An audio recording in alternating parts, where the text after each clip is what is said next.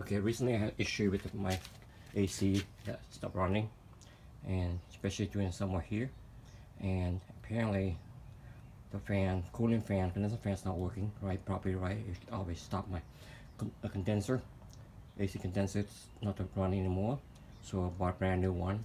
So this is a brand new one, and this is a used one, and that probably the culprit.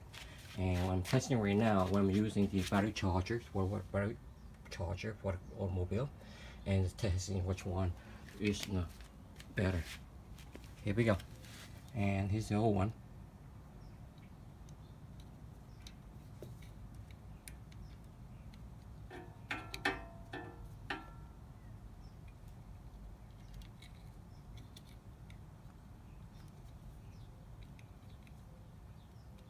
So it's not doing anything right now. And there could be the new one right here. I'll do the new one. See, that's